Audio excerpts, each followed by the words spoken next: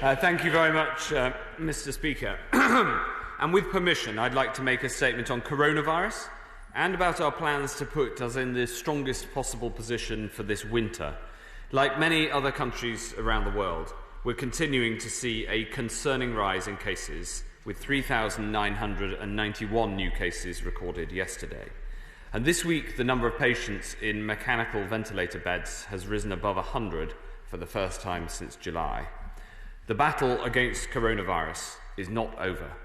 And while we strain every sinew to spring free of its clutches, with winter on the horizon, we must prepare, bolster our defences, and come together once again against this common foe. One of our vital lines of defence has been taking targeted action at a local level. We've seen local action work well in some parts of the country, and now we must take further action. Mr. Speaker, we've seen concerning rates of infection in parts of the North East. Sunderland, for example, now has an incidence rate of 103 positive cases per 100,000 population. And in South Tyneside, Gateshead and Newcastle, the figures are all above 70. As a result, local authorities wrote to me earlier this week asking for tighter restrictions, and we've taken swift action to put them in place. From tomorrow, in Northumberland, North Tyneside, South Tyneside, Newcastle upon Tyne, Gateshead, Sunderland and County Durham, residents should not socialise with other people outside their own households or support bubble. Hospitality for food and drink will be restricted to table service only, and late-night restrictions of operating hours will be introduced, so leisure and entertainment venues must close between 10 p.m. and 5 a.m. Mr. Speaker, I know, the whole House knows, that these decisions have a real impact on families, on businesses and on local communities, and I can tell everyone affected that we do not take these decisions lightly. We agree with the local councils that we must follow the data and act, and the data says that we must act now, so we can control the virus and keep people safe. And I know that the people of the North East will come together to defeat this virus, as defeat it we must. Mr. Speaker, we're working to bolster our health and care system too. Winter is always a stretching time for health and for care, but this winter presents particular challenges. People will be spending more time indoors than in the summer, where we know that the virus is more likely to spread. And we know that we will need to deal with coronavirus along with the usual pressures that season will bring. So today I want to set out our plans to support the NHS and social care this winter. Turning first to the NHS, I can tell the House that we've allocated a further £2.7 billion to the NHS to support it during winter months. This funding, in addition to the extra funding for PPE and testing, will help the NHS with the vital task of operating safely in a world in which COVID is still at large.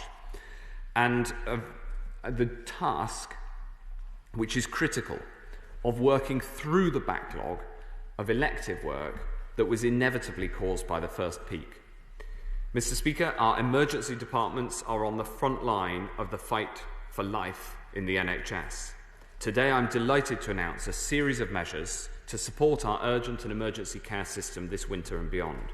And I want to thank and pay tribute to Catherine Henderson, the President of the Royal College of Emergency Care, with whom I've worked closely to develop these proposals. I want to thank her, and through her, all of those who work in emergency care for their service in the face of adversity.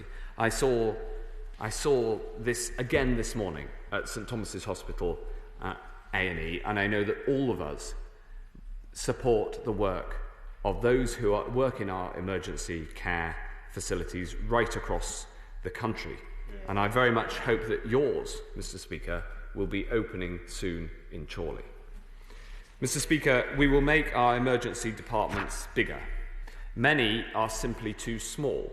This was true even before the pandemic, but it's even more acute now.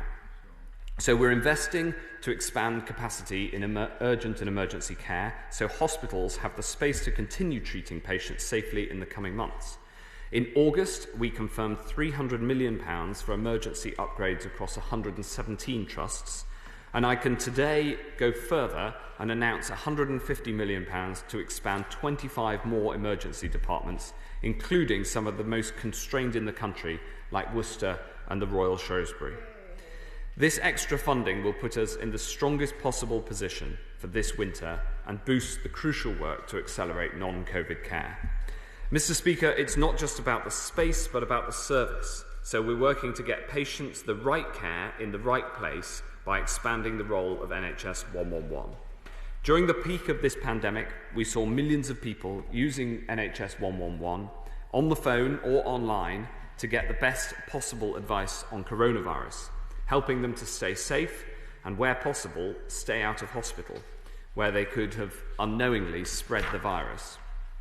It's crucial that ahead of winter, we use this window of opportunity to seek out what worked and build on it so we provide a better service for patients and protect the NHS. Of course, no one will ever be turned away from our emergency departments in the most serious of cases. However, we've worked with the Royal Colleges, with the NHS and others to develop a better, quicker and more clinically appropriate service for patients by using NHS 111 first. How it works is this. We'll invest £24 million to increase call handling capacity and to make sure that there are more clinicians on hand to provide expert advice and guidance. And we'll build on our trials to make NHS 111 a gateway to the emergency care system, providing a first port of call for patients. So in future, rather than having to queue in an emergency ward, we're testing that people should call NHS 111 first to book an appointment with whoever can give them the most appropriate care, whether it's a GP, a specialist consultant, a pharmacist, a nurse, or community services. And of course, if they need to go to the emergency department, then NHS 111 will be able to book them into an appropriate time slot. We want to see this approach lead to shorter waiting times and better availability of appointments for patients. We'll consult on how its performance is best measured, and with successful pilots, we'll roll out NHS 111 first to all trusts from December. Finally, Mr. Speaker, I wanted briefly to update the House on our work to protect care homes. One of the worst things that we know about this virus is that it reserves its greatest impact for those who are physically weakest, especially the elderly. And so we must do everything in our power to protect residents in social care. In May, we introduced the Adult Social Care Infection Control Fund, which has helped adult social care providers to reduce the rate of transmission. This was used to fund important measures like improving infection prevention and paying staff to self-isolate. And I can now inform the House that we will extend this fund for 6 months and provide over £540 million of extra funding for providers. This brings our total funding for infection control measures in social care to over £1 billion, and we'll also shortly be bringing forward our adult social care winter plan, because we'll do whatever is humanly possible to protect our care homes from this virus so that they're a place of sanctuary this winter. Mr. Speaker, we'll soon be facing winter in this fight, and whether it's on our NHS emergency care wards or in our care homes, we'll strain every sinew to give them what they need so they're well equipped for this pandemic and indeed for the years ahead. And I commend this statement to the House.